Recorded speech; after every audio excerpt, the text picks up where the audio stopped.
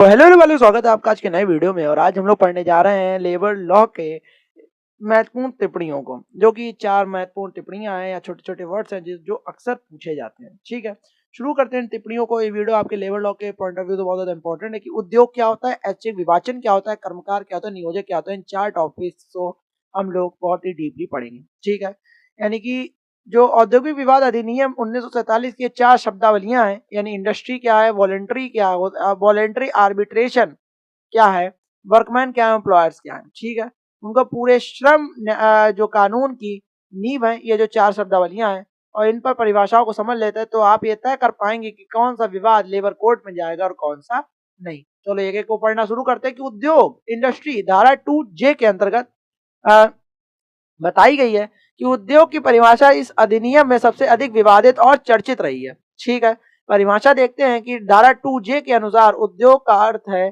कोई भी व्यवसाय, बिजनेस, व्यापार यानी ट्रेड, या विनिर्माण यानी मैन्युफैक्चर, या नियोक्ताओं का उपक्रम यानी अंडरटेकिंग, और इसमें कामगारों का कोई भी बुलावा यानी कॉलिंग, सेवा माने सर्विस, रोजगार माने एम्प्लॉयमेंट, या हस्तशिल्प शामिल है, वो सब उद्योग है।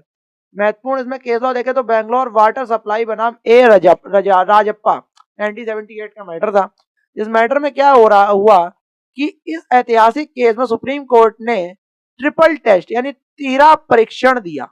इस ऐतिहासिक केस में सुप्रीम कोर्ट ने ट्रिपल टेस्ट यानी तिहरा परीक्षण दिया। कोर्ट ने कहा कि यदि किसी संस्था में ये 3 चीजें हैं तो वह उद्योग है। कैसे है समझो, एक व्यवस्थित गतिविधि यानी सिस्टमैटिक एक्टिविटी, काम लगातार और तरीके से हो रहा है तो वह उद्योग है। सहयोग यानी कॉरपोरेशन, मालिक और मजदूर के बीच सहयोग हो तो वह उद्योग है। और सेवा या वस्तु का उत्पादन, वह संस्था समाज की जरूरतों के लिए सामान बना रही है या सेवा दे रही हो, चाहे लाभ कमाना उद्देश्य हो या नहीं, तो वह उद्योग है। अगर इसके दायरे में ये जो 3 जो मतलब कि उद्देश्य है या जो उनको परिपूर्ण कर रहा है तो वह उद्योग है। ठीक है, बाकी धारा 2J के अंदर जो परिभाषा है वो ऊपर दी गई है। इस दायरे में क्या क्या आता है, अस्पताल, शिक्षण संस्थान, क्लब और यहाँ तक कि धर्मार्थ संस्थाएं, चैरिटेबल इंस्टीट्यूशन भी उद्योग मानी गई हैं। रियल लाइफ उदाहरण देके, एक अनाथालय जो बच्चों को पालने के साथ साथ वहां सिलाई कढ़ाई का सामान बनाकर बेचता है और उसमें मजदूर रखे हुए हैं, तो वह भी बैंगलोर वाटर सप्लाई केस के अनुसार एक उद्योग है। समझ में आ गया। ऐच्छिक विभाजन क्या होता है, यानी वॉलेंट्री आर्बिट्रेशन क्या होता है। धारा 10A के अंतर्गत जब मालिक और मजदूर के बीच विवाद होता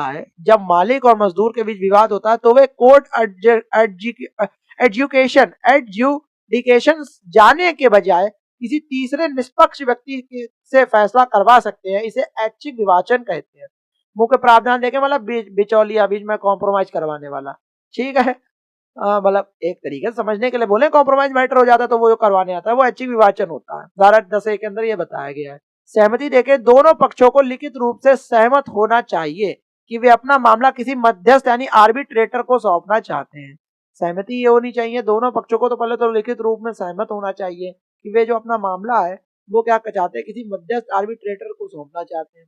समय देखना चाहिए, समझौता तब होना चाहिए जब विवाद को सरकार ने लेबर कोर्ट में रेफर ना किया हो, और यह जो समझौता है वो तब होना चाहिए जब विवाद को सरकार ने क्या हो, लेबर कोर्ट में रेफर ना किया हो। अंपायर देखें, यदि मध्यस्थों की संख्या सम यानी इवन है तो वे एक अंपायर नियुक्त कर सकते हैं जिसका फैसला अंतिम होता है। और बाध्यकारी देखें तो विवाचक या का फैसला अवार्ड वही कानूनी ताकत रखता है जो लेबर कोर्ट के फैसले की होती है। समझ में आ गया।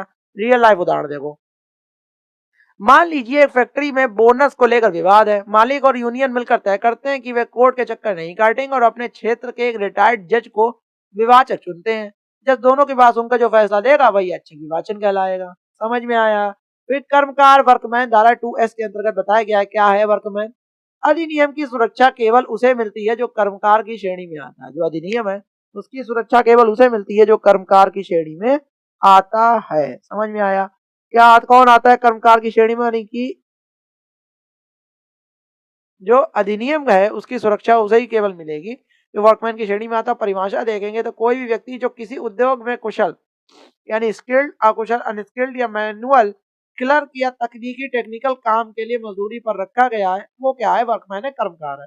कौन कर्मकार नहीं है वो देख लो। जो सेना पुलिस में है वो कर्मकार नहीं है। जो मुख्य रूप से प्रबंधकीय यानी मैनेजीरियल या प्रशासनिक एडमिनिस्ट्रेटिव क्षमता में काम करता है वो कर्मकार नहीं है, वर्कमैन नहीं है। जो पर्यवेक्षक यानी सुपरवाइजर है और 10,000 रुपए अब संशोधित सीमा अधिक है से अधिक वेतन लेता है वो कर्मकार नहीं है। केस लॉ देखें तो धरा केमिकल वर्कर्स बनाम सौराष्ट्र राज्य 1957 का मैटर देखा तो सुप्रीम कोर्ट ने कहा कि कर्मकार होने की असली पहचान नियंत्रण और पर्यवेक्षण कंट्रोल एंड सुपरविजन है। यदि मालिक तय करता है कि काम क्या करना है और कैसे करना है तो वह व्यक्ति कर्मकार है। रियल लाइफ उदाहरण देख लो, कह रहे हैं कि एक बैंक का चपरासी और क्लर्क कर्मकार है लेकिन बैंक का मैनेजर कर्मकार नहीं है क्योंकि उसके पास प्रशासनिक शक्तियां हैं। ठीक, नियोजक एम्प्लॉयर देखते हैं यहाँ धारा 2G के अंतर्गत ये बताया गया है। सरल शब्दों में नियोजक वह है जो काम पर रखता है और वेतन देता है। परिभाषा देखें, सरकारी उद्योग में उस विभाग का प्रमुख या सरकार द्वारा नियुक्त अधिकारी। सरकारी उद्योग में देखें उस विभाग का प्रमुख होना चाहिए या सरकार द्वारा नियुक्त अधिकारी होना चाहिए। ठीक है, स्थानीय प्राधिकरण जैसे नगर निगम में मुख्य कार्यकारी अधिकारी यानी सीईओ। और निजी उद्योग में क्या होता है, मालिक, एजेंट या मैनेजर जिसके पास उद्योग का अंतिम नियंत्रण अल्टीमेट कंट्रोल हो वो नियोजक होता है। ठीक है, काम पर रखता है और वेतन देता है, मतलब एक तरीके से एचआर को नियोजक कहते हैं, समझ लो। नियोजक की जिम्मेदारी देख लो भाई। नियोजक का कर्तव्य है कि वह अधिनियम की तरह तहत छटनी, तालाबंदी और या कामबंदी, लेऑफ की स्थिति में मजदूरों को मुआवजा दे और कानूनी प्रक्रियाओं का पालन करे।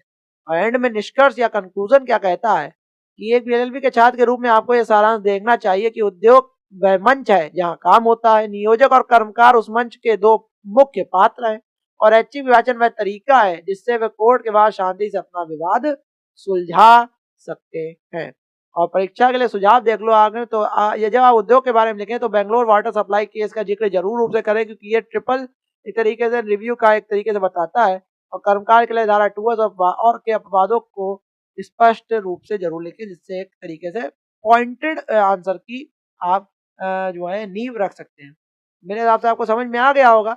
नहीं समझ आया तो आपको पता है क्या करना है, 1.5x की स्पीड बना के आपके वीडियो को देखना, आपको बहुत अच्छे समझ में आ जाएगा। ऐसी वीडियो आपके लिए आते रहेंगे लेबर लॉ के लिए। तब तक जय हिंद, जय भारत।